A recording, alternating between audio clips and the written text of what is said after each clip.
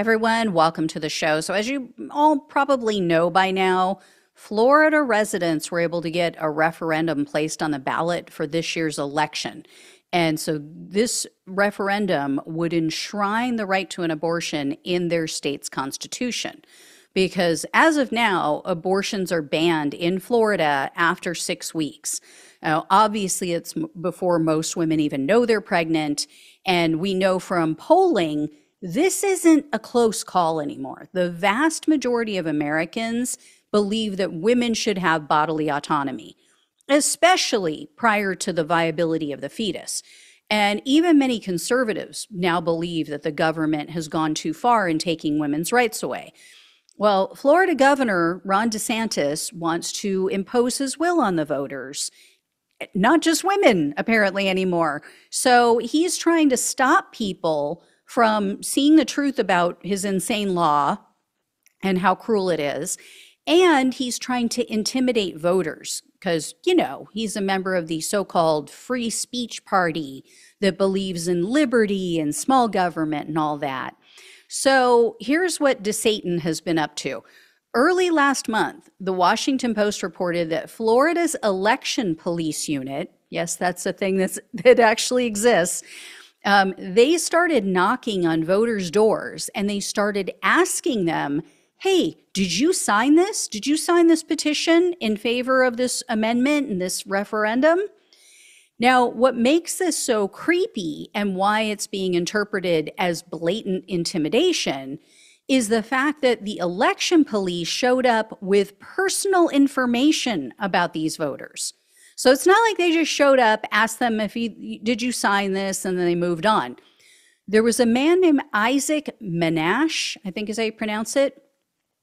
He posted about his interaction on Facebook. So Minash said that the investigators showed up at his house, they questioned him about his signature on the petition, and they showed him a folder, he said, containing 10 pages of his personal information. He wrote on Facebook, quote, "The experience left me shaken, troubling that so much resources were devoted to this." So that apparently didn't work. People were still signing it and it went through. Well, now DeSatan has moved on to a new tactic. He is now threatening to prosecute any media outlets that air pro-choice ads. According to Slate News outlet, the DeSantis Department of Health sent a letter to at least one local NBC channel, and they threatened them with charges if they continued to show pro-choice, pro-amendment for ads. The DeSantis government claims that the ads violate something called the sanitary nuisance law, which is apparently a second-degree misdemeanor. And they say, if you keep violating this, your employees could spend up to 60 days in jail.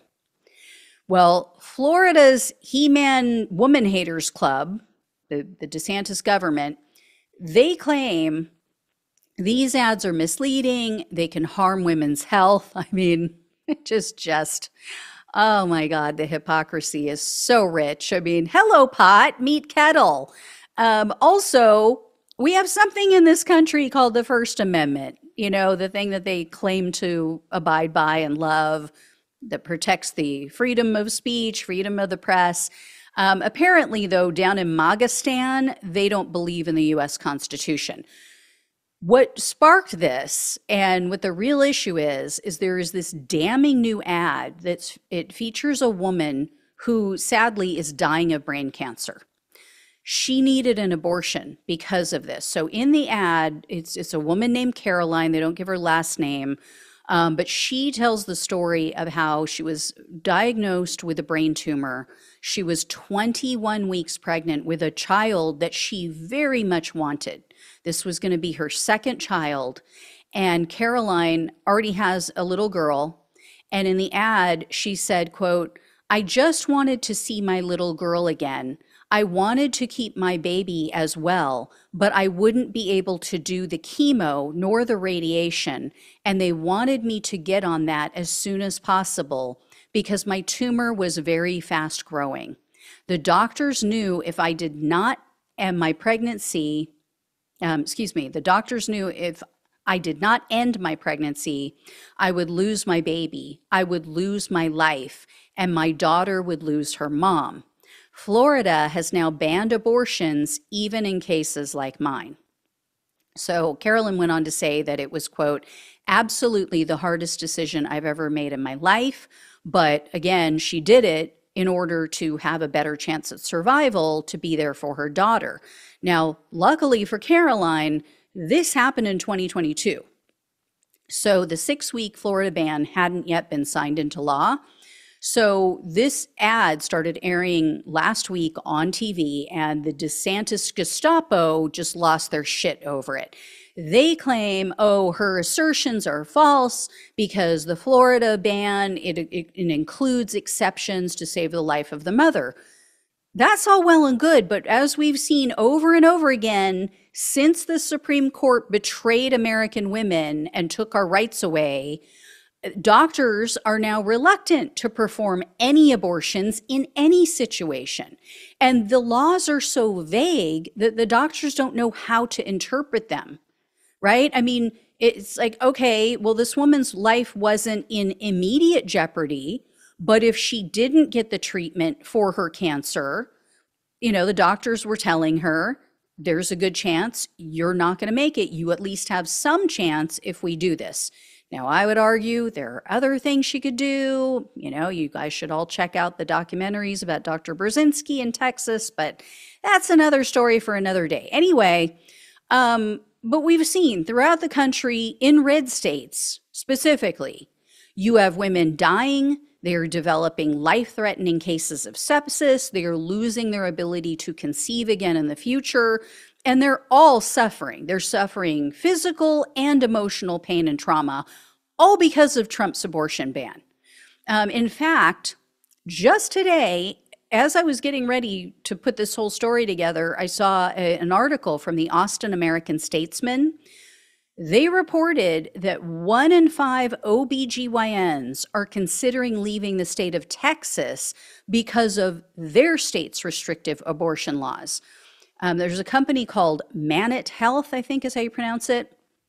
They conducted a poll of physicians and also medical residents in Texas, and they found 2 out of the 3 respondents said that they fear legal repercussions because of the state's abortion ban. 67% said they don't feel like they're able to provide the best care to their patients because of that law. And 71% agreed with the statement, quote, the Texas abortion laws have had a negative impact on my practice. And Texas facilities, medical facilities, they're now reporting that they can't find OBGYNs because of Trump's abortion ban. They are having trouble attracting physicians. And in the survey, a lot of the medical residents said, yeah, I'm doing my training here and my rounds and, getting everything under my belt, but I'm not going to stay in Texas to practice here. And it's because of this. One doctor who was surveyed wrote, quote, I could not help but cry in front of my patient when for the first time I had to say, I am sorry that I cannot take care of you, and I cannot even help you find someone else who can take care of you. And check this out. There was a peer-reviewed study published in June. This was in the Journal of the American Medical Association. It showed infant deaths increased by 12.9% in Texas since the 6-week abortion ban was enacted. For, comparison's sake, the U.S. in general, overall, throughout the U.S., had an increase of 2% during that same period of time. So nearly 13% in Texas, 2% throughout the country. And they said that deaths related to congenital anomalies or birth defects have increased in Texas almost 23% over that same period of time. Those types of infant deaths decreased on a national level, decreased by 3%. In Texas, they jumped 23% because of this ridiculous law in Texas. So if their goal was to save lives, or so pro-life, right? America, freedom, life, liberty, they're failing miserably. They're failing miserably. Not only is there not more liberty, more freedom for women, that's all been stripped away, but they're killing children. So let's make no mistake, things are getting worse under the Republicans. So anyway, as of now, Florida TV networks are still showing Carolyn's ad, and the Federal Communications Commission, they seem inclined to protect the First Amendment, as they should be, instead of DeSantis and his misogynistic feelings. So after they heard about these threats issued by DeSatan's government, the FCC chairperson issued a statement saying, quote, "The right of broadcasters to speak freely is rooted in the First Amendment. Threats against broadcast stations for airing content that conflicts with the government's views are dangerous and undermine the fundamental principle of free speech." So we'll see what happens. I mean, thankfully, this is all going to be over in less than a month. I mean, I can hardly believe the election is less than a month away, but that's where we're at. We'll see what happens. I guarantee that referendum's going to pass. But again, if Donald Trump wins, if he and JD Vance get in there, JD Vance has flat out said he wants a national abortion ban. So, and Donald Trump, as we all know, is just a puppet for the Project 2025 insanity and those maniacal psychos. So, and that's what they want. They want nothing. They want nothing for women, right? No abortion pills, no abortions with no exceptions. They want no IVF. They want, no birth control. So they want women just getting knocked up left and right and with no way out of it.